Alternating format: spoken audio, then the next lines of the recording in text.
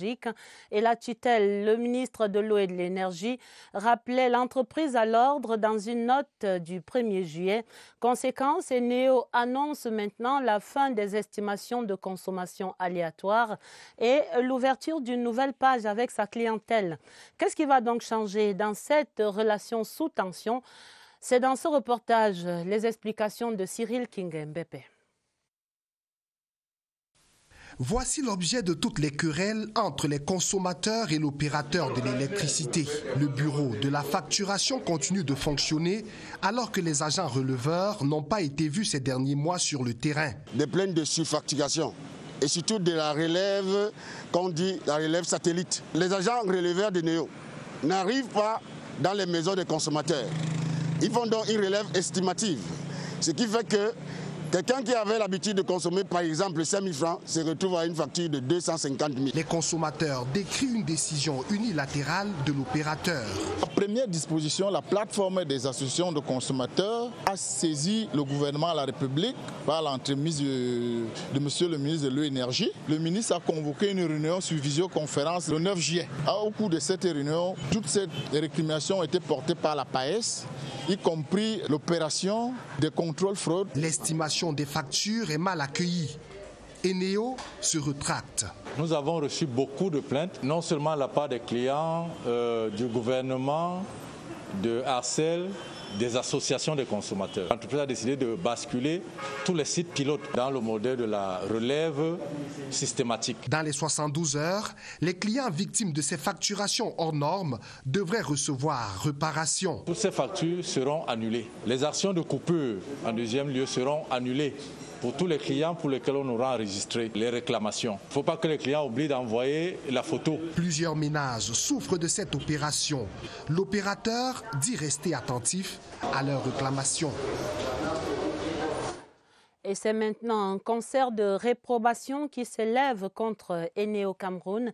L'ARCEL, l'agence de régulation du secteur de l'électricité, rejoint la tutelle pour rappeler que seul l'arrêté de janvier 2009 sur la facturation de l'électricité doit prévaloir, se reposant ainsi sur la base de la consommation mensuelle réelle. Lucrèce Mebenga rappelle ici l'esprit et la lettre de cette réglementation. Non à la facturation estimative de la consommation de l'électricité, comme l'a fait la société distributrice de l'énergie au Cameroun au cours du mois de mai et de juin dernier. Le consommateur doit payer le juste prix après prélèvement effectif du dernier index sur son compteur, article 7, alinéa 1 et 2 de l'arrêté du ministre de l'Eau et de l'Énergie du 26 janvier 2009 portant approbation du règlement du service de distribution de l'électricité. La loi est claire. L'opérateur doit pouvoir relever les index tous les mois, mais il arrive qu'il est en train de mettre en place un nouveau système qui n'a pas reçu l'approbation du régulateur. Et pour que le courant passe à nouveau entre les consommateurs et la société distributrice de l'électricité, la tutelle a prescrit la suspension sans délai de toute procédure d'estimation de la facturation, entre autres mesures prises.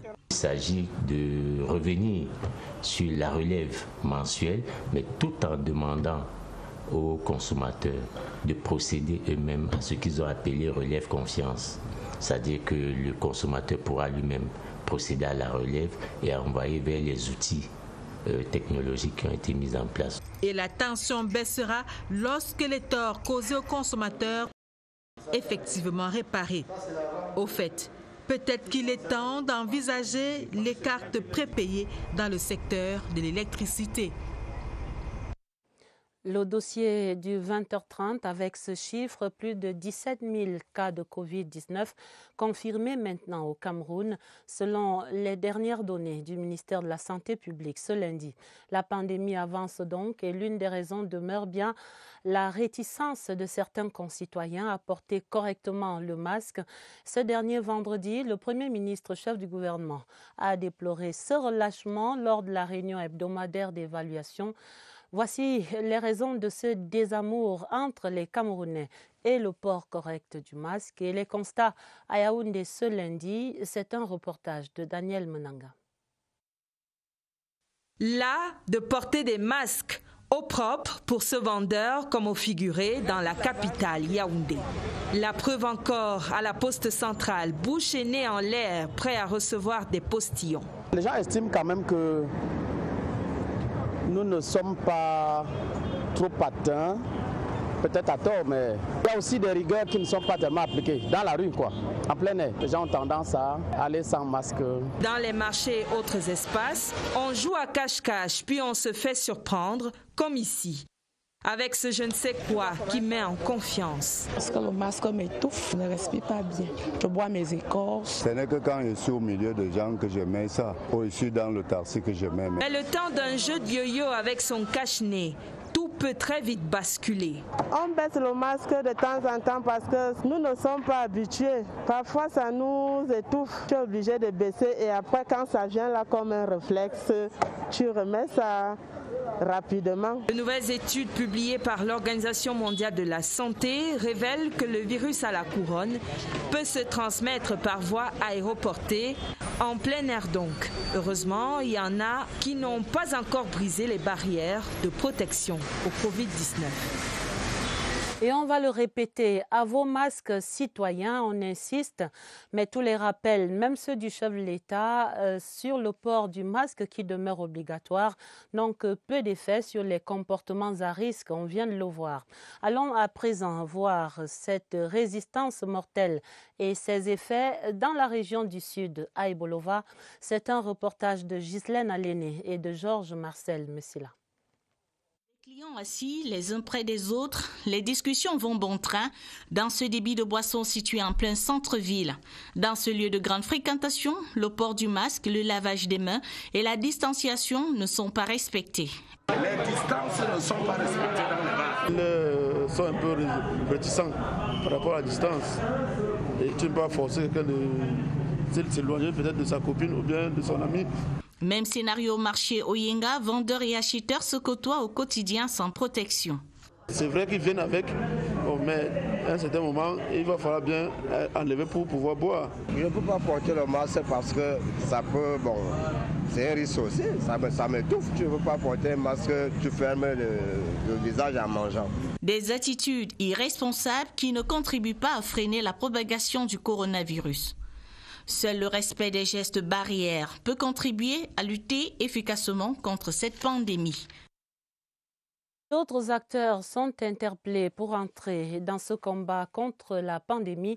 Dans ses prescriptions au terme de la réunion de vendredi, le Premier ministre chef du gouvernement, Joseph Diangoute, en appelle à l'implication, par exemple, des collectivités territoriales décentralisées pour la sensibilisation au port obligatoire du masque à la base.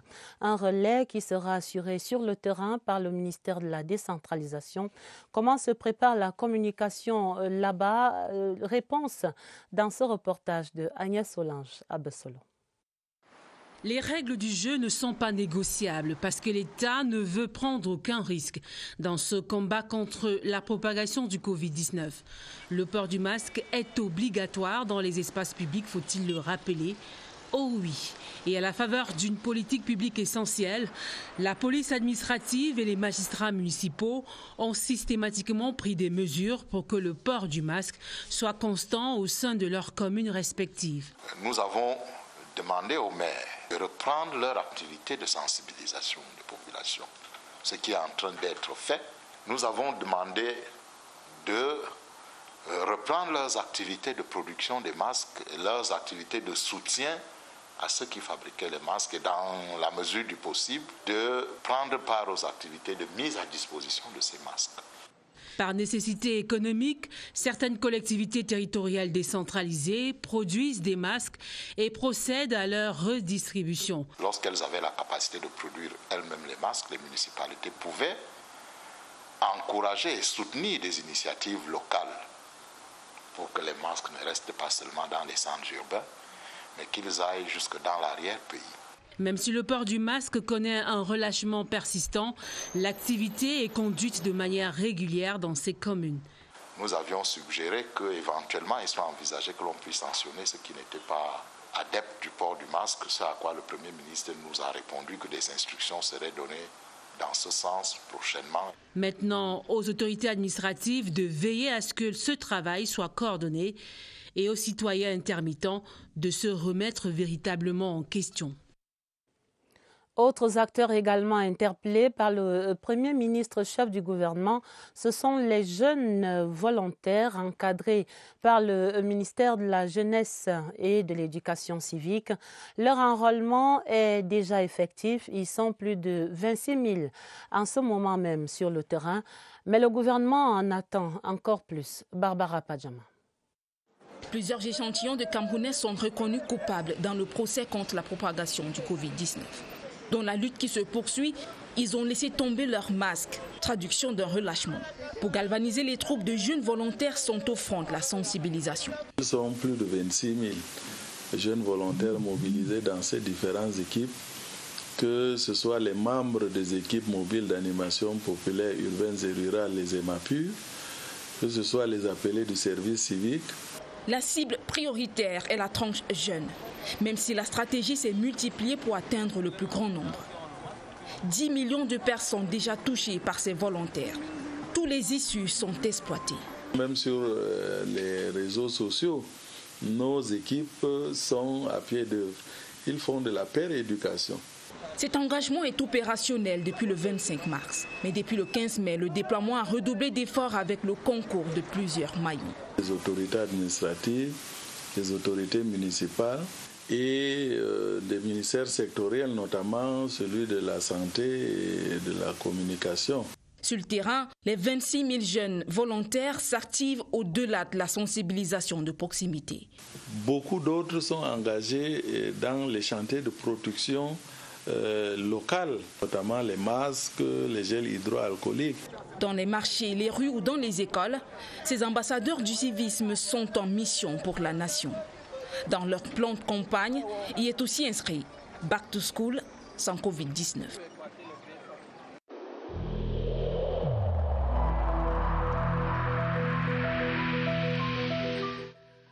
Le port du masque dans l'espace public restera obligatoire jusqu'à nouvel ordre.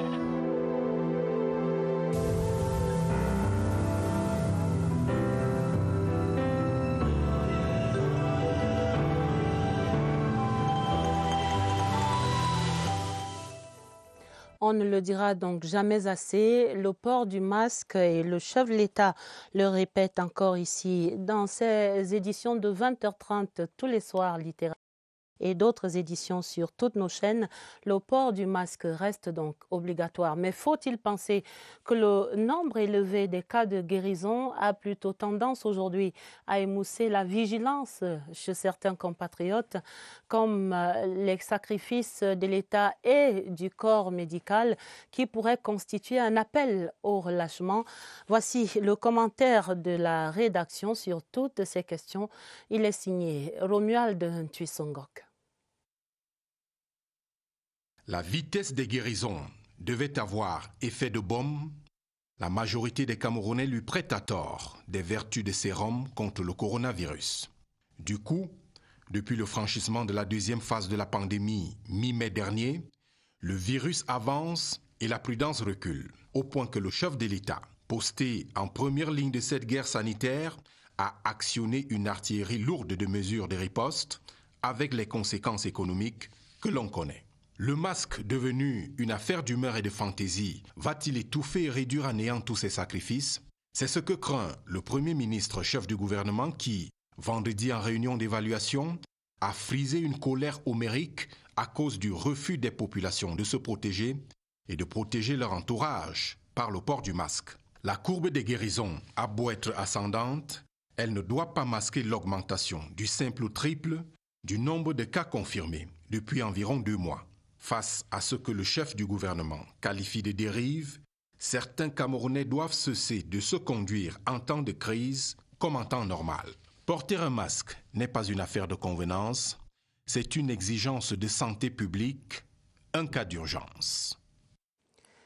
Et voici une autre calamité qui tue en ce moment. Le diabète s'aggrave À cause de l'insuffisance de l'insuline au Cameroun et cette situation met à présent les patients diabétiques en détresse. Et pour éviter les complications, les malades paient le prix fort. En amont, rien n'annonce la fin de ce calvaire à la centrale d'approvisionnement en médicaments essentiels où s'est rendu notre reporter Joël Igor à Banda. Voici les raisons de la rupture et les perspectives. Nous sommes ici au centre d'hygiène mobile de Messa Yaoundé. Et voici ce qui constitue désormais le stock d'insuline au Centre national d'approvisionnement en médicaments et consommables médicaux essentiels. Mais cette insuline appartient à une organisation internationale spécialisée dans l'encadrement des enfants atteints du diabète. La rupture de stock est donc effective ici.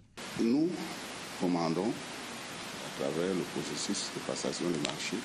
Les insulines sont destinées essentiellement au centre de diabétologie de l'hôpital central, la Cité Verte. Et il est donc question que nous le vendions au prix fixé par le ministère de la Santé publique, lesquels devraient nous retourner l'argent. Mais il se trouve que nous avons beaucoup de difficultés à recouvrer auprès de cette clientèle-là. La dernière commande date d'environ 1 an et demi. Les patients diabétiques sont les plus affectés par cette situation. C'est le cas de ce jeune patient âgé de 30 ans, souffrant du diabète depuis l'âge de 10 ans. Le jeune homme a eu du mal à se procurer son insuline ce mois de juillet. Il est sur 2 types d'insuline, l'insuline lente et l'insuline rapide. L'insuline rapide, c'est la Trapide chez lui. Et la Trapide se trouve être en rupture en ce moment. Depuis près de 2 semaines, nous observons une rupture de toutes les marques d'insuline sur le marché. Dans de nombreuses pharmacies de la ville de Yaoundé et autres officines, de nombreux autres patients diabétiques subissent cette rupture de stock de l'insuline depuis quelques semaines déjà. Et on le sait, le diabète qui pourrait être une cause d'aggravation du Covid. Nous revenons à la pandémie du coronavirus. Pas de derniers chiffres ce soir au Cameroun. Mais pour des nouvelles du combat national contre la pandémie, retrouvons à présent notre correspondant au Centre des opérations d'urgence de santé publique. Nous allons évoquer avec Évariste Eyenga, que je vois déjà en repère, les avantages du port du masque tel qu'indiqué dans le point de presse de ce soir là-bas au centre. Il s'agit d'un chiffre ce soir, moins de 95% de contamination si vous portez correctement votre masque. Bonsoir Évariste, et quelles autres nouvelles? Vous êtes en compagnie certainement d'un expert qui va développer ces annonces de ce soir.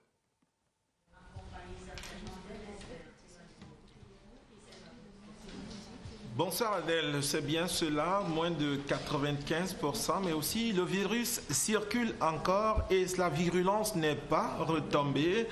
La coordination des opérations de la riposte sonne l'alerte ce soir. Elle appelle à un retour à cette bonne vieille habitude qui est celle de toujours porter son masque. C'était l'essentiel du point de presse ce soir pour rappeler aux citoyens, aux populations de revenir et de retrouver cette bonne vieille habitude, celle de porter son masque. On en reparle avec l'expert de ce soir, c'est Rikiatou Fandié. Elle est spécialiste de santé publique. Bonsoir Rikiatou. Bonsoir. On a observé tous que le port du masque, il y a un relâchement en ce moment. Est-ce que vous voulez bien rappeler à nos téléspectateurs quelle est l'importance de porter son masque? Oui, le masque de protection est une barrière qui empêche la transmission du virus d'une personne malade à une personne saine. Et selon le contexte actuel, c'est une attitude saine que nous devons adopter pour permettre la limitation de la propagation du virus. Et en plus, ce port du masque nous permet de nous protéger contre les postillons qui sont des gouttelettes de salive émises par nos interlocuteurs ou bien des sécrétions provenant des éternuements intempestifs ou bien de la toux. Et puis, ces postillons sont des vecteurs de transmission du Covid-19. Alors, constatant ce relâchement, d'après vous, que pensez-vous que l'on doive dire aux gens pour qu'ils mettre de côté la mauvaise habitude qui est de se débarrasser de son masque. Que doit-on dire aux gens pour qu'ils recommencent à porter leur masque? Ce qu'on doit dire aux gens, c'est qu'ils doivent toujours porter leur masque. D'ailleurs, le président de la République l'a rappelé que le port du masque reste obligatoire durant toute la période de la pandémie jusqu'à nouvel ordre. Et en plus, le ministère de la Santé ne doit pas baisser les bras dans la lutte contre la riposte en insistant sur la sensibilisation de la population dans le port de masque à travers la décentralisation des mesures préventives qui doivent aller sur toute l'étendue du territoire.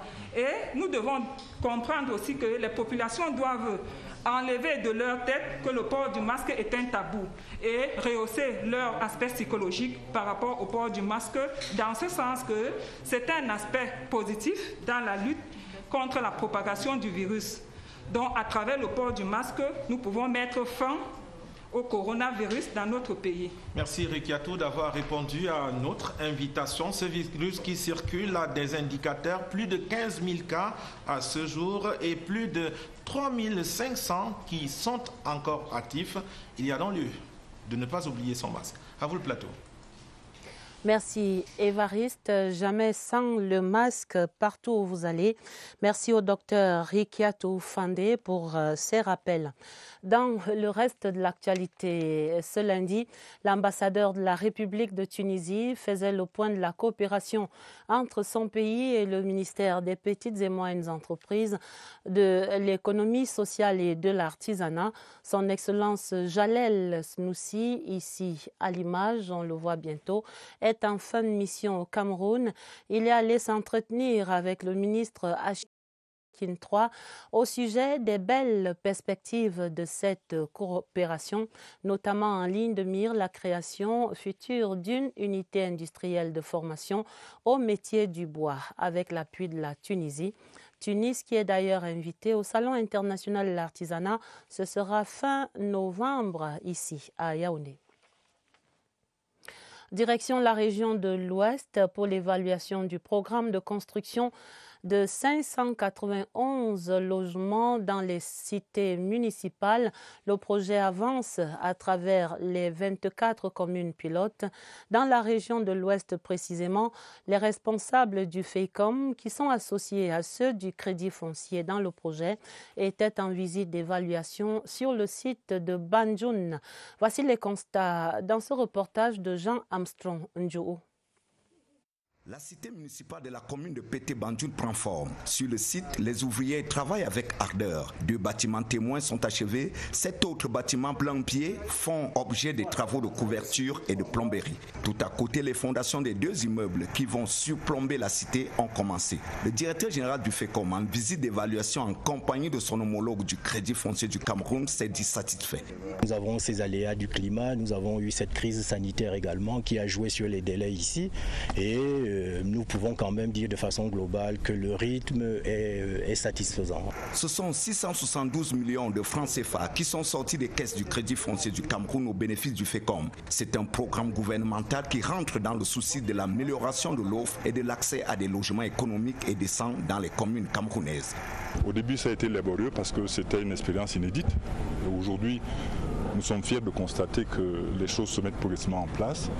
Et de plus en plus de communes sollicitent ces financements. À terme, ce sont 592 logements fonctionnels adaptés aux besoins des habitants dans 24 communes des 10 régions du Cameroun qui sortiront des terres pour un coût de 10 milliards de francs CFA. Bamenda revit de mieux en mieux. La lutte contre la vie chère et les fermetures du lundi portent du fruit dans la capitale régionale du Nord-Ouest. Et voici venu le temps de l'évaluation. 3 mois après le lancement de cette opération, le maire de la ville, Paul Achabon, se dit satisfait de la reprise des activités. Il s'exprimait ce lundi à l'occasion de la vente aux enchères des denrées alimentaires aux populations. Nous retrouvons sur place pour d'autres précisions à Bamenda, Valentin Kouadeux. Les activités reprennent petit à petit à Bamenda en général et en particulier ici à Bamenda Motopark. 3 mois après le lancement de l'opération de vente des denrées alimentaires instaurée dans la ville de Bamenda, une satisfaction pour l'initiateur. Il y a les boutiques qui sont ouvertes, il y a les gens qui travaillent. les coiffeurs sont là pour coiffer. Il y a les gens qui vendent les bananes, ils vendent les pommes de terre. Il y a les gens qui ont venu ici par moto. Donc ça veut dire que vraiment c'est quelque chose, même si ça va lentement, je vous assure qu'on va y arriver. À cette occasion, il a procédé à la remise d'un tricycle à la mairie de Bamenda 1 et 25 tondeuses aux coiffeurs de la Maison. Un geste apprécié par les bénéficiaires. Les choses que le Lord Mayor a fait maintenant, c'est très bon. C'est quelque chose que tout le monde veut. Tout le monde veut les choses, même les coiffeurs avec les babas. Dans les tout prochains jours, le maire de la ville de Bamenda annonce contribuer à hauteur de 5 millions de francs CFA à l'établissement des permis de conduire des acteurs du secteur des motos. En Ngaoundéré, dans la Damawa, ces acteurs du secteur des motos, les mototaximens, se sont constitués en une association. Cette association qui vient de lancer une opération d'hygiène et de salubrité à travers la ville pour soutenir les efforts de développement du maire Bobo Salihou. Nous retrouvons à Ngaoundéré Rigobert Chimiso. Depuis son élection comme maire de la ville, Bobo Salihou s'est immédiatement démarqué par sa détermination à faire de Ngaoundéré une cité attrayante. C'est ainsi qu'une association dénommée Association de taximens volontaires, dynamique et solidaire pour le développement de Ngaoundéré a vu le jour dans le but d'accompagner le premier magistrat de la ville dans ses initiatives du développement. Nous avons décidé de venir l'aider pour rendre notre ville un peu plus belle. Si vous baladez dans la ville, vous allez voir comment le monsieur le maire a commencé à travailler. Nous aimerons l'accompagner dans sa tâche et que Ngaoundéré soit vraiment un grand carrefour comme il le mérite. Nous avons pris la journée de jeudi qui est ville propre pour essayer de l'aider au moins 2 heures de temps. Il travaille très bien, les routes sont bien faites, les caniveaux. Nous voyons la ville de Ngaoundéré en train de changer. Pelle en main, ou Matiette, ces jeunes volontaires dynamiques et solidaires ont fait leur première sortie ce jeudi au lieu dit Carrefour Gare Voyageurs, défrisant, curant sous l'œil vigilant du patron de la ville lui-même présent sur le terrain. Les jeudis sont des jeudis de journée de propreté.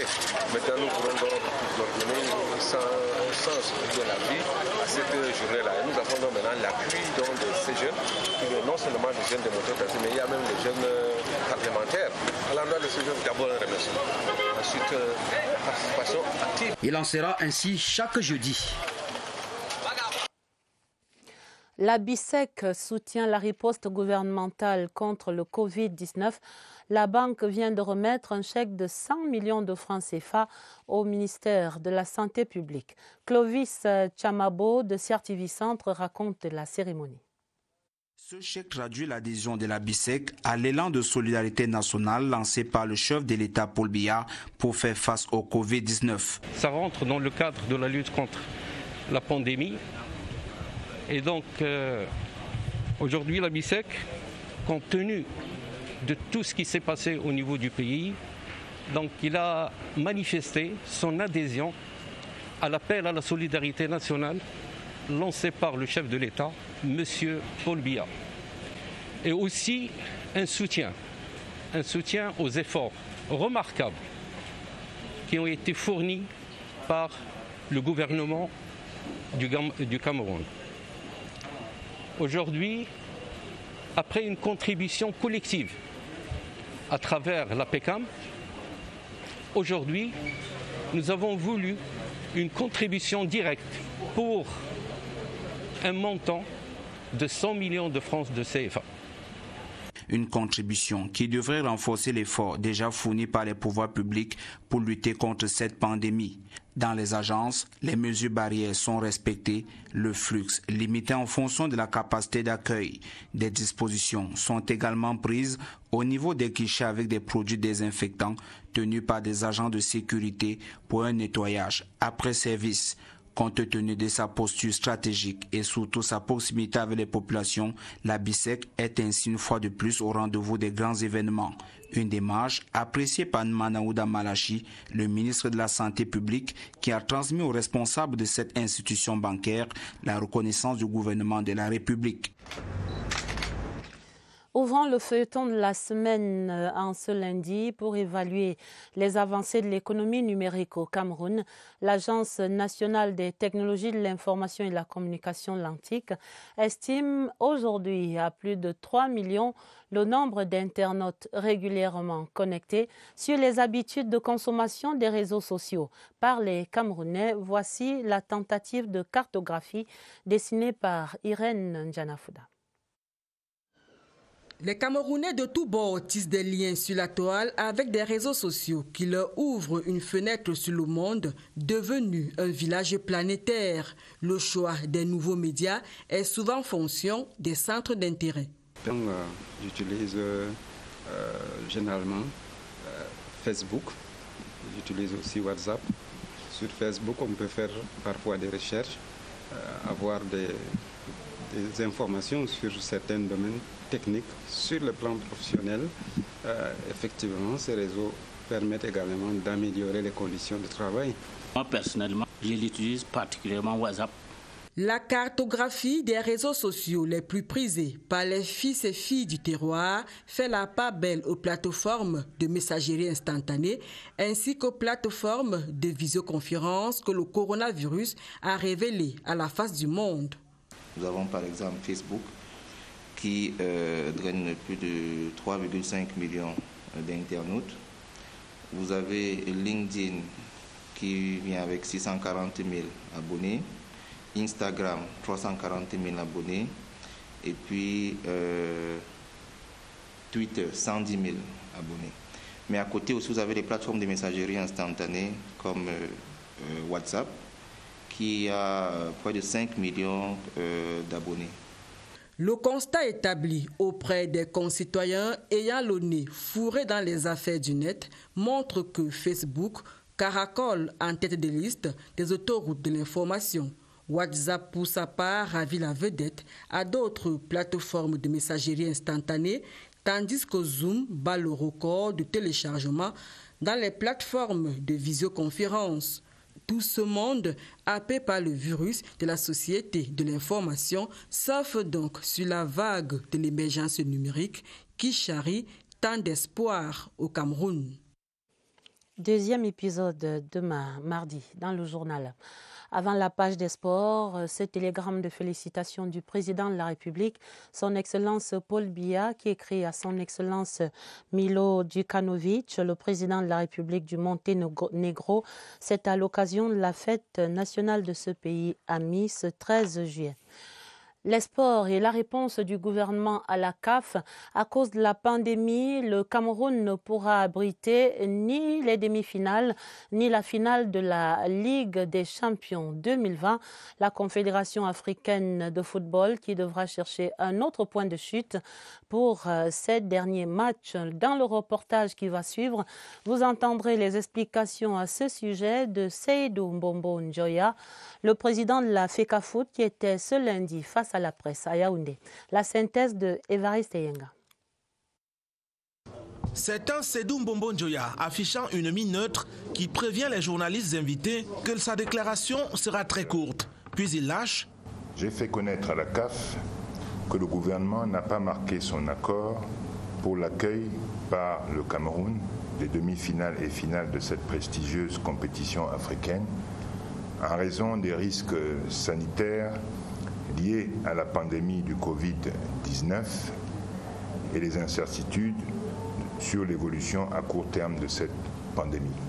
Voilà qui est officiel. Le stade de Japoma n'accueillera pas l'édition 2020 des demi-finales et de la finale de la Ligue des champions africaine. La FECAFOOT soutient la décision gouvernementale. La pandémie est la seule explication qui peut justifier et qui pourrait en douter. Tellement on connaît la situation que traverse le pays aujourd'hui. Il y a très peu de visibilité et les chiffres sont en augmentation sans cesse. Et aujourd'hui, il me paraît très sage. Et je pense que le gouvernement camerounais a pris une résolution, une décision extrêmement sage. C'est le 17 mars dernier que la CAF a choisi le Cameroun comme pays hôte de la finale 2020, prévue alors le 29 mai, mais reportée pour cause du coronavirus. Le virus circule encore, plus de 15 000 cas confirmés et plus de 3 000 actifs. Le gouvernement a opté pour la prudence. Et voilà qui est clair et qui met un terme à ce 20h30. Le journal était préparé avec la collaboration de Georges Marcel Messila, Joël Igor Abanda et Augusta Ngononga. Vous aurez un autre journal à minuit en compagnie de Gilbert Ongene et Dieudonné Zra pour la présentation. Retrouvez immédiatement sur cette antenne Inside de Presidency avec Achou Nienti. Je vous quitte avec ces rappels du président de la République contre le Covid-19. Prenez donc grand soin de vous, portez vos masques où que vous soyez, où que vous alliez. Très belle soirée sur la CRTV et à demain, 20h30.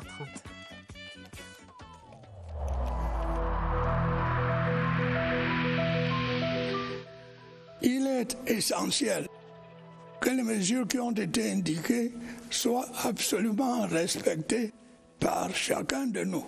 Lavez-vous régulièrement les mains à l'eau et au savon ou à l'aide d'un gel hydroalcoolique. Restez à au moins 1 mètre de distance des autres personnes, surtout si elles toussent, éternuent ou ont de la fièvre. Si vous avez de la fièvre, de la toux ou des difficultés à respirer, consultez un médecin.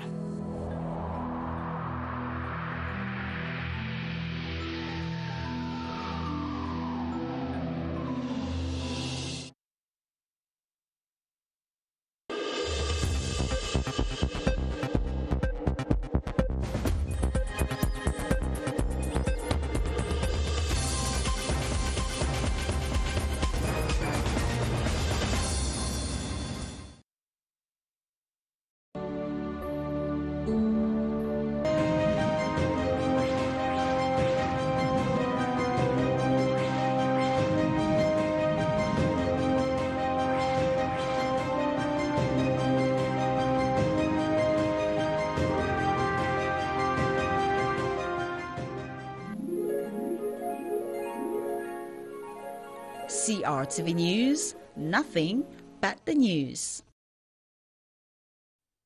Une fois de plus, bienvenue à cette édition de Scène de presse. Sur le plateau avec moi, l'honorable Louis-Henri Gatchak, qui est député RDPC, mais qui est surtout le président du réseau des parlementaires pour la diaspora et la coopération décentralisée. Bonsoir. Décentralisée et transformée.